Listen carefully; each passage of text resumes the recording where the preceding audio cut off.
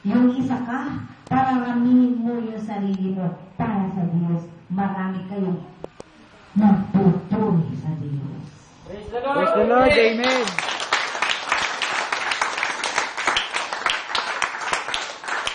Sino yung akay ni Jefferson?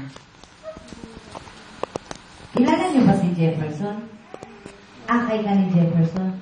Tatanungin lang kita. Ha? Nakaka-intriga kasi. Ano mo si Jefferson?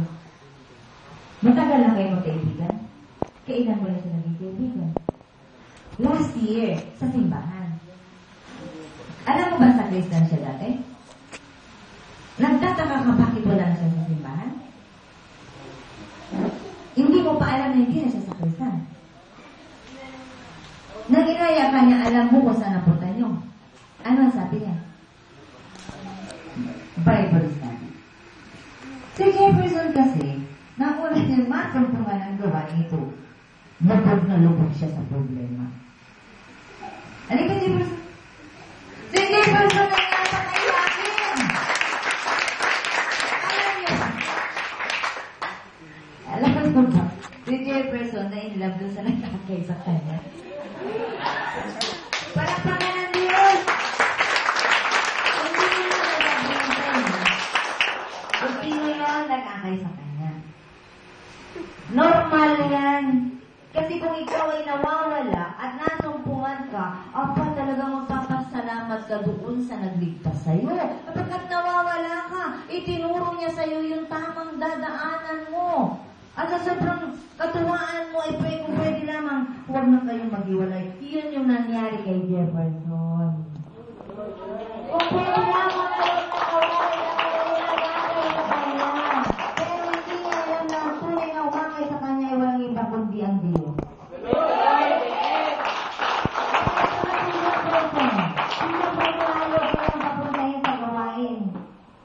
Gusto niya sa church na siya tumira.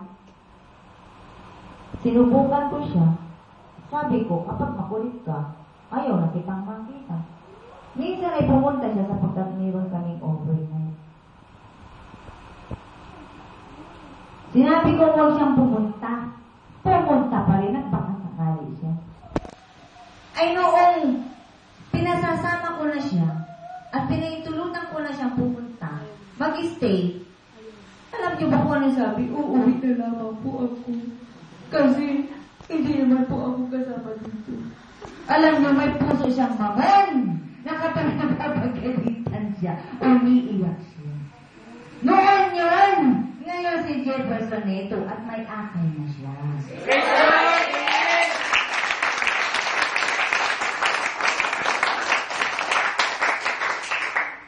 Kaya sasabihin ko sa inyo, kung hindi siya mag-i-stay kay God, hindi siya tatataw.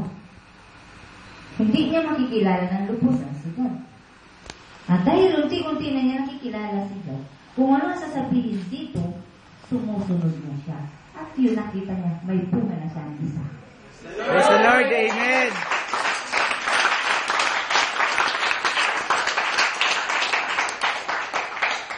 Makulit ito. Panay ang text. Ha? At ang sabi doon sa nag-agay sa kanya ay ganito.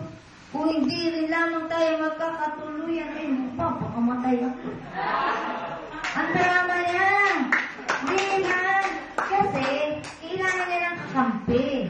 Ang totoo siya na yung nag-akay sa kanya ay talagang matatag na yun. Kaya yun naramdaman niya yung pag-ibig ng Diyos doon sa nag-akay sa kanya.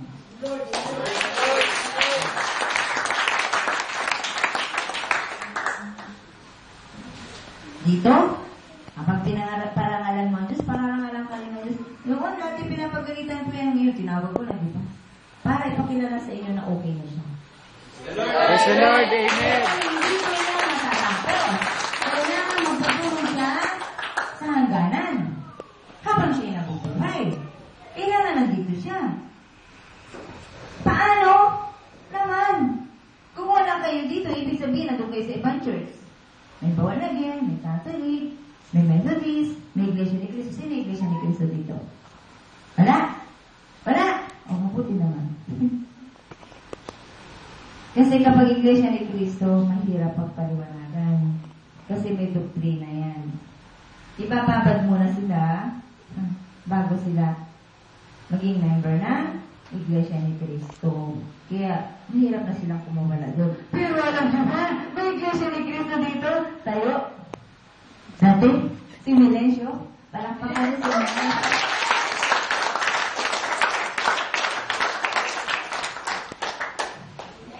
Si Kuya Mel.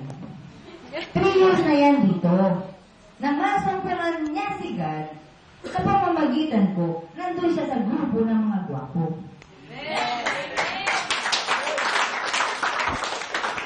Miyembro siya ng mga hari ng mga astig na maraming dating na ninunguya. May orasyon. Kaya sinabi ninunguya, nagpipray ka, nguya ka na nguya. Dasal sila ng dasal kahit walang words kasi sarili lang nila ang nakakarinig.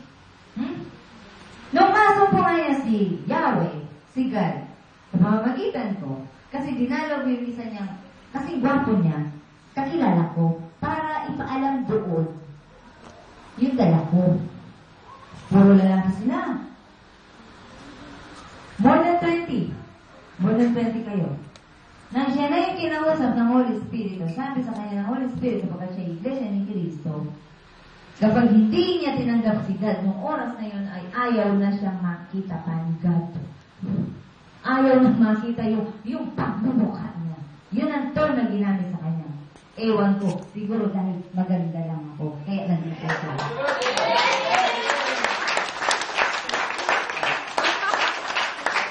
Bakit ko sinabi maganda lang ako? Talaga naman maganda ako sapagkat yung puso ko ay maganda. Praise the Lord!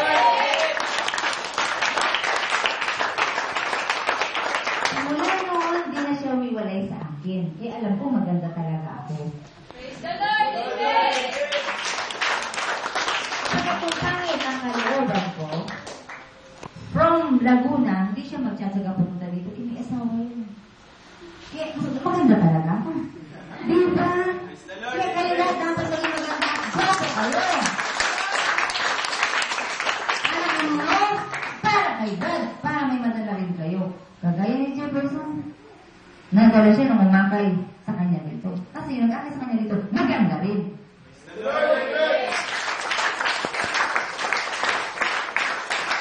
Siyempre, wala kang ayos. Diba? Naligo ka, nasukay ka. Konting kulog. Brush your teeth. Ang ganda ka naman. Ha? Sama mo pa ng ngiti. Maganda ka naman.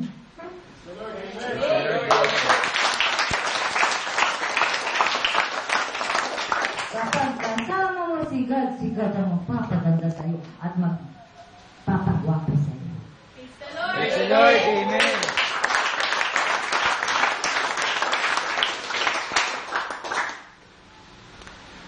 Sa madaling salita, iniwan niya yung mga macho na kagrupo niya.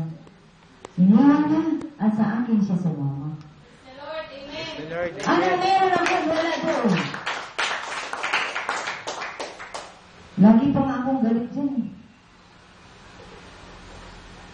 Tanongin niyo, at ang tawag niya sa akin masungit. Pag nag-text yan, si Lomis masungit, pero nandito pa rin hanggang ngayon, di ako iniiwan. Praise the Lord. Amen. Masungit talaga ako.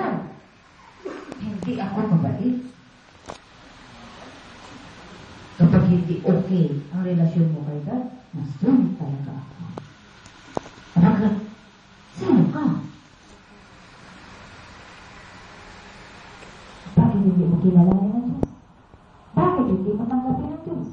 Kaya galit ako sa mga tao hindi ko rin kilala sa Diyos. Kaya masungit ako. Praise the Lord. Amen.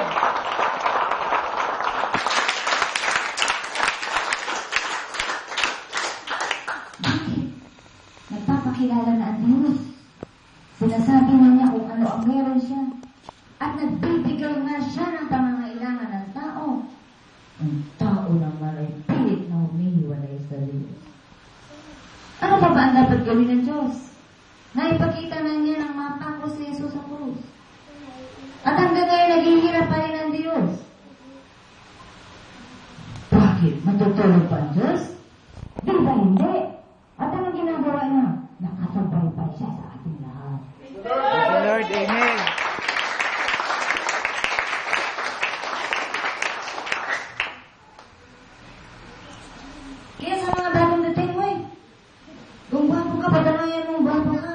Dapat doon mo ang Diyos. Praise the Lord. Amen.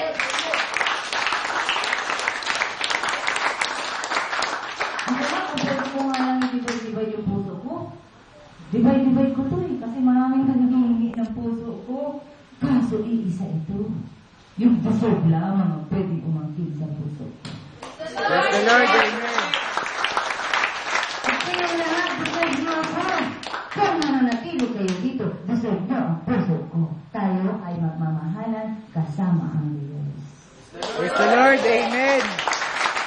Ngayon nga nakasabing dapat sa Jesus Brand, kahit pinagagalitan ko yan, sa akin pa rin ang takbo niya. Bakit alam nilang mahal ko sila? Kahit ako nagsusungit, yung kasungitan ko ay para sa kanila. Praise the Praise the Lord. Lord. Amen.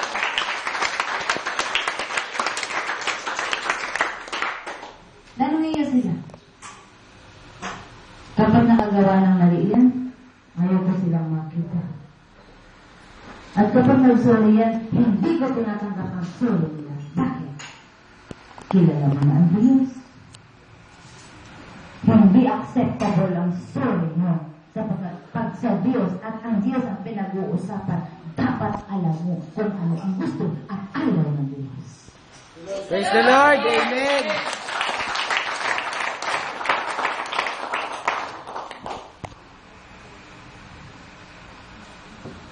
Yan ang mga bagong dating. Natutuwa sila. Tuwa sila. Matuwa kayo sa pagkat matutuwa din ang Diyos ngayon.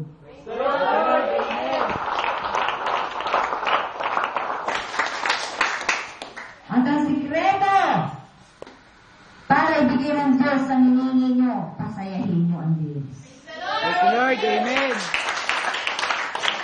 Ang pangarap na dapat ninyong isa-isip mula ngayon ay walang iba, kundi ang mapasaya ang Diyos. Praise the Lord. Amen.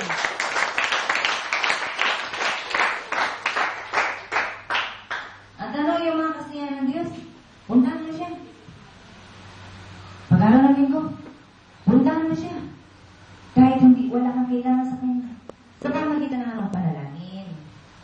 Ang panalangin ay pakikipag-usap sa Diyos. At ang ama namin ay panalangin na itinuro mismo ni Jesus.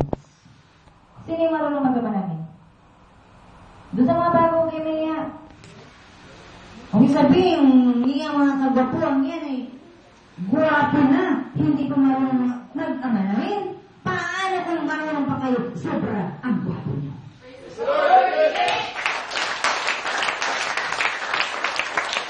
Bakit ko nasabing guwapo ka ngayon? Pag marunong kang mag-amanangin, mas guwapo ka pa. Sapagkat ang salita ng Diyos ay mabisa. Higit na mabisa, buhayat na mabisa. Higit na matalas kaysa alimang tapak na magkabila ito. Kaya kung may tagihawat ka, mag-amanamin ka, tanggal ang tagihawat mo. Sapagkat yun, higit pa doon sa pamlinis sa mukha, sa mga facial.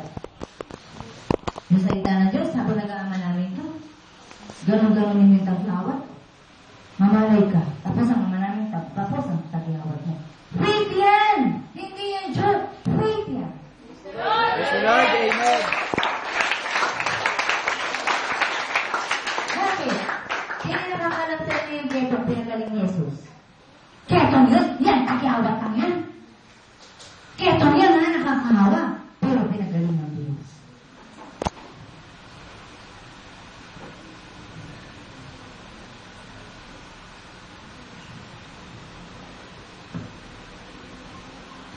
Sige. Doon sa mga may boyfriend. Kawawa lang sa mga bata. May boyfriend ka sapagkat di ka mahal ng pamilya ka. Sa boyfriend mo, doon ka umaasa na mamahalin ka niya habang buhay. Okay, umasa. Sa panahon ngayon, naku, wala na istrukturan.